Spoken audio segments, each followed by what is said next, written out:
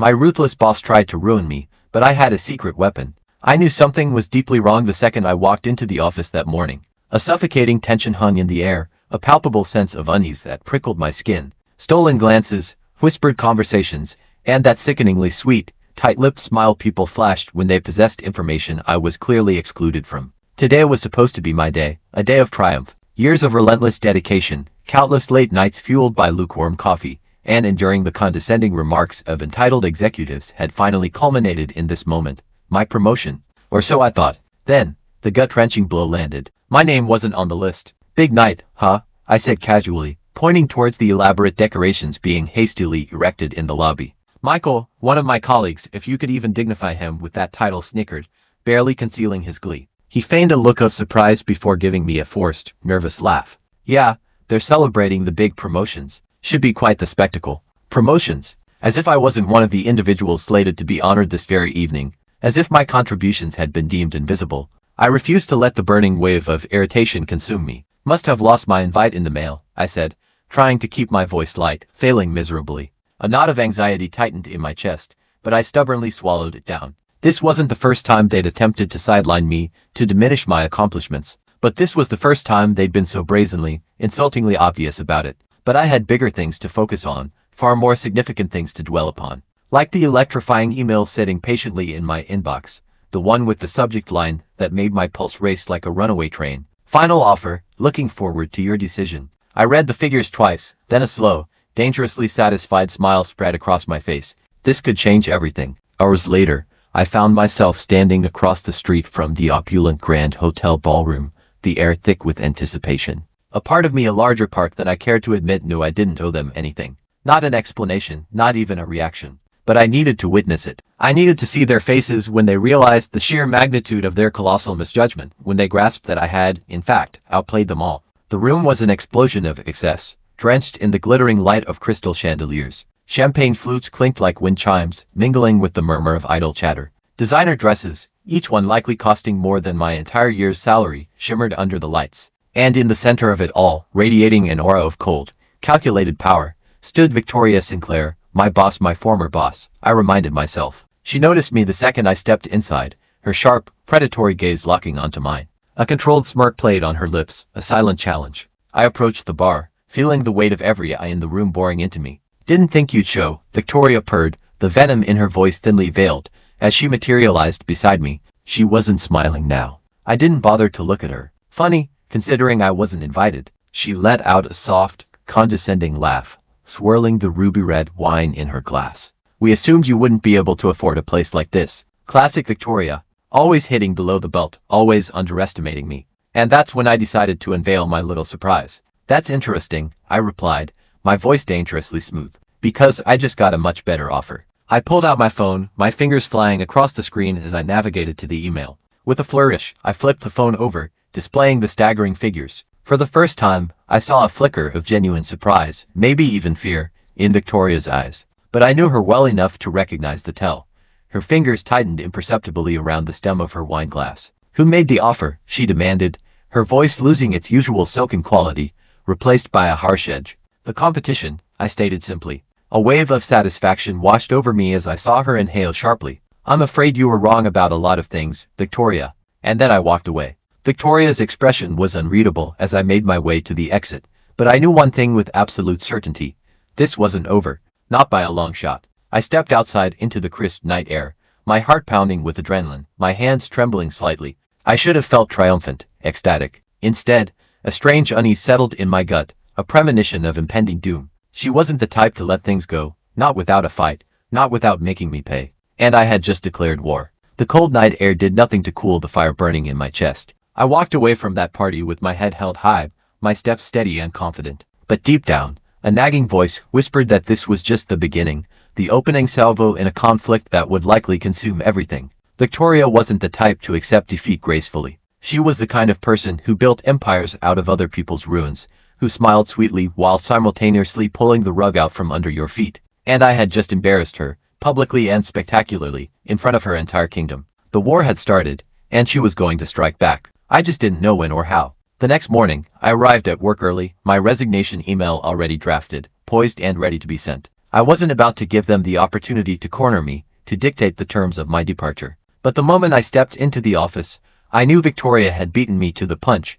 that she had already made her first move. My access card didn't work. I swiped it again, a growing sense of dread washing over me. Still nothing. A security guard approached, his face carefully blank, his eyes betraying nothing. "Miss Sinclair wants to see you," he said, his voice devoid of inflection. Of course, she did.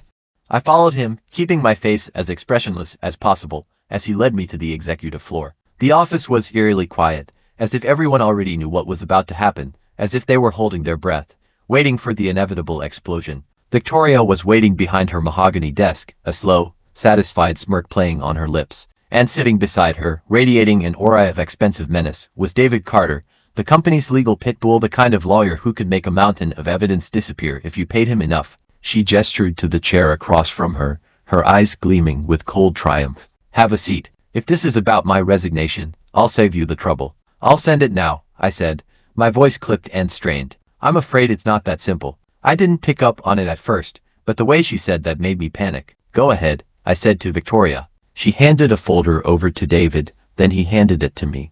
I opened the folder, and my stomach dropped like a stone.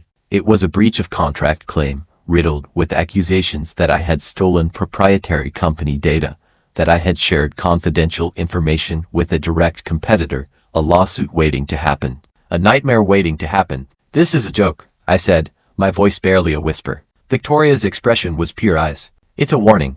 I never took anything from this company, and you know it. I know you're smart enough to make it look that way." A chilling statement, devoid of any empathy. "This isn't about the money, or the data. It's about making you fight to clear your name, draining you of your time, energy, and money until you have no choice but to back down. Until you are utterly broken." I closed the folder and slid it back across the desk. "If you had real evidence, we wouldn't be having this conversation. You'd already have me in court." I saw a flicker of irritation, quickly suppressed, in Victoria's eyes. "Oh, but it's amazing what people are willing to believe when the story is convincing enough." She was bluffing. At least, I desperately hoped she was. Either way, I needed to move fast, to counter her move before it was too late. "If that's all, I have work to do." Victoria tilted her head, a predatory glint in her eyes. "No, you don't." A shiver ran down my spine. She slid another document across the table, a termination notice, effective immediately. They weren't even giving me the dignity of resigning. Victoria stood and walked around the desk, her gaze fixed on me. "You should have stayed in your lane," she whispered, her voice laced with venom.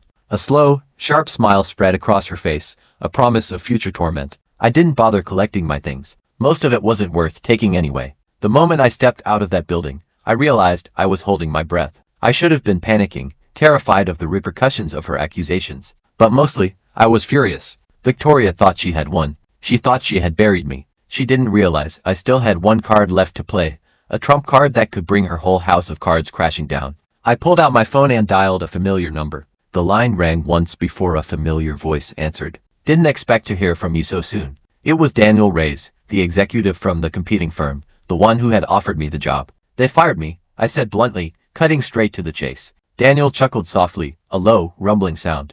"Victoria moves fast. Do you still want me?" "More than ever." I exhaled slowly, steeling myself for what I was about to ask. "There's something I need from you." The glass skyscrapers reflected the stormy sky, sleek and untouchable. "For now, I need leverage," I stated firmly. Daniel paused, his voice thoughtful. "I might have something. Meet me in an hour." "I'll be there." I hung up the phone, a surge of adrenaline coursing through my veins. Victoria had taken her shot, played her hand. Now it was my turn. And I wasn't just going to win. I was going to burn her entire empire to the ground. The coffee shop Daniel chose was quiet, tucked away in a part of the city where deals were made behind closed doors, where powerful people whispered secrets over espressos. The air was thick with unspoken promises and veiled threats. Daniel sat at a corner table, a black coffee sitting untouched in front of him. He looked up as I approached, a knowing smirk playing on his lips. I slid into the seat across from him, my fingers still curled tightly around the termination notice I hadn't bothered to throw away. "Daniel," I said, my voice low and determined.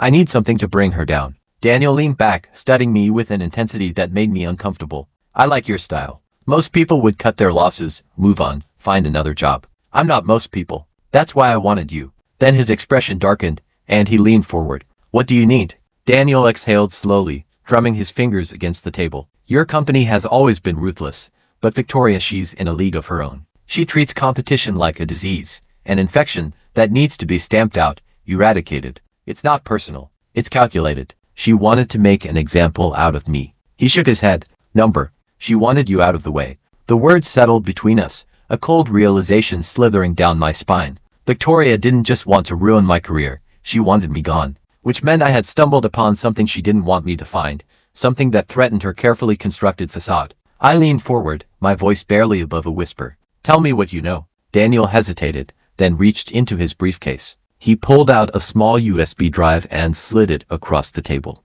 This was sent to me anonymously. It's about Sinclair Corp, some very ugly stuff. I would guess that it's the stuff she didn't want to come out. Why give it to me? Because you have a personal reason to use it. And because I like watching empires crumble. I pocketed the drive, my pulse throbbing with anticipation. If this was what I thought it was, I finally had the ammunition I needed to fight back, to expose Victoria for the ruthless, corrupt individual she truly was. Victoria had no clue what was about to unfold. I didn't go home that night. Instead, I booked a cheap motel room on the outskirts of town, pulled out my laptop, and plugged in the USB drive. Files, documents, emails, transaction records. As I scrolled through the endless stream of data, the pieces started to come together, forming a horrifying picture of corporate malfeasance, front-running, insider trading, backroom deals that could bring down the entire company. Someone had handed me the blueprint to burn it all down. And then I found it. An email. Subject.